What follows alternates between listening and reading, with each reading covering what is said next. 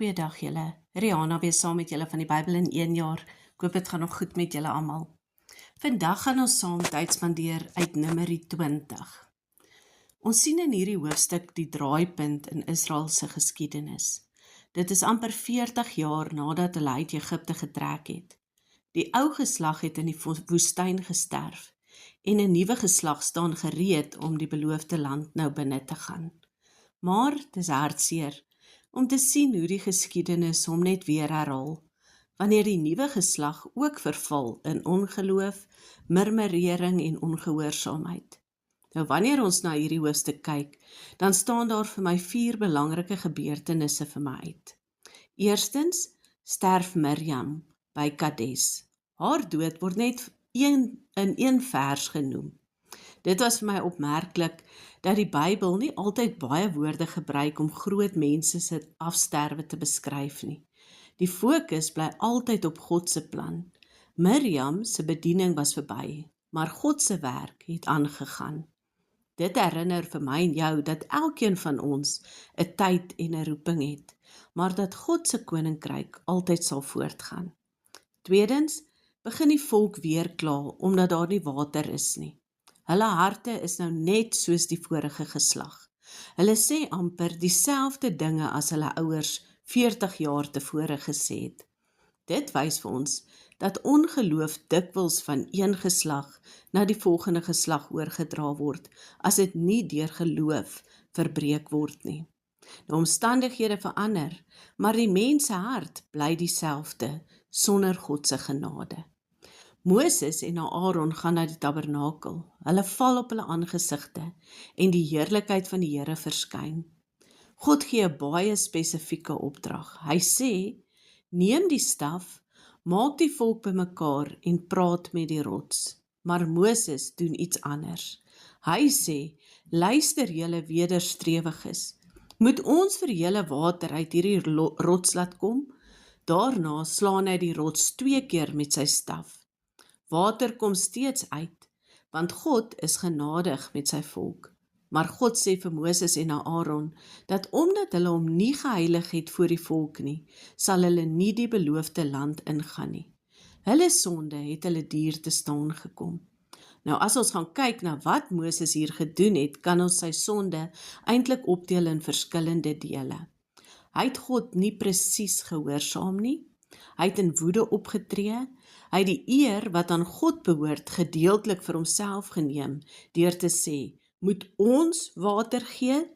En dan het hy ook vir God verkeerd voorgestel in die volk, asof God kwaad en ongeduldig was met sy volk, terwyl hy eintlik genade wou bewys. Nou as ons as wedergebore Christene, het ons ook elke dag die verantwoordelikheid om God reg voor te stel aan die mense rondom ons. Wanneer mense na ons kyk, moet hulle God se karakter sien en nie ons hier meer nie. Nog iets wat vir my hier uitgestaan het, is dat Moses in Eksodus 17 die rots moes slaan, maar hier moes hy net met die rots praat. Nou volgens 1 Korintiërs 10 vers 4 was die rots 'n beeld van Christus. Jesus is net 1 keer vir ons sondes geslaan aan die kruis. Vandag hoef hy nie weer geslaan te word nie. Nou nader ons hom deur geloof en gebed, deur met ons rots elke dag te praat. Hier lê vir ons 'n groot les in, want sien, geloof beteken nie net om God se wil in die algemeen te doen nie, maar om hom presies te gehoorsaam. Gedeeltelike gehoorsaamheid is steeds ongehoorsaamheid. En dan die derde gebeurtenis in hierdie hoofstuk, is dat Edom weier dat Israel deur hulle land trek. Al beloof Israel om niks te beskadig nie, sê Edom nog steeds nee. Julle sal onthou dat Edom die nageslag van Esau was. Hulle was Israel se familie. En dit wys ons net weer, dat selfs familie soms teen God se mense opstaan. Maar tog beveel God nie dat Israel moet beklei nie. Hulle draai eenvoudig om. Dit leer ons dat ons nie elke deur hoef oop te forceer nie. As God 'n deur toemaak, het hy 'n ander pad. Soms lyk God se ompad soos 'n vertraging, maar dit is eintlik sy beskerming. En dan laastens, sterf Aaron op berg Hor. God sê sy tyd het gekom. Sy priesterlike klere word uitgetrek en vir sy seun Eleazar aangetrek. Dit wys aan ons dat mense verander, maar God se priesterskap gaan altyd voort.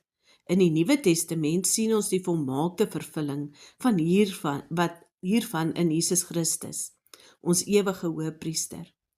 Hebreërs leer ons dat Jesus nie deur die dood vervang hoef te word nie. Hy leef vir ewig en tree voortdurend vir ons in. Nou om af te sluit, kom ons gaan kyk saam, wat beteken Numeri 20 vir ons vandag? Eerstens, leer dit ons om God presies te gehoorsaam. Ons dink soms, dit maak ons nie saak hoe ek dit doen nie, maar God gee om oor gehoorsaamheid. Jesus sê in Johannes 14 vers 15, as julle my liefhet, bewaar my gebooie. En dan tweedens, moet ons God se karakter reg voorstel. Mense vorm dikwels hulle beeld van God deur hoe Christene optree. Wanneer ons hard en bitter of ongeduldig is, kan mense die verkeerde prentjie kry van die Vader. Ons is geroep om sy liefde, sy waarheid en genade uit te leef. En dan derdens, hoef ons nie Christus weer en weer te slaan nie. Sy offer aan die kruis was volkome en voldoende. Hebreërs 10 leer ons dat Jesus homself eenmaal vir altyd geoffer het. Daarom kom ons vandag met vrymoedigheid na hom toe in gebed. Ons praat met ons rots. Vierdens, leer ons dat selfs die grootste geloofshelde nie volmaak was nie. Moses was een van die mees getroue manne in die Bybel, maar hy het steeds geval. Dit herinner ons dat ons redding nie op ons eie prestasies berus nie, maar op God se genade in Christus. En dan laastens, wys Numeri 20 vooruit na die evangelie. Moses, wat die wet verteenwoordig, kon die volk nie in die beloofde land inlei nie.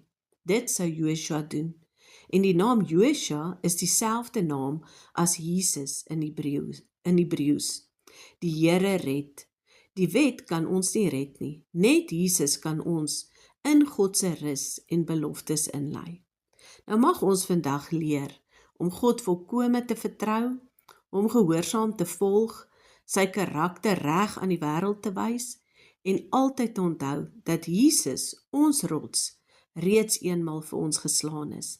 Daarom kan ons met vrymoedigheid na hom toe gaan en hy is altyd vir ons genoeg. Julle moet 'n baie mooi en geseënde dag hê. Totsiens.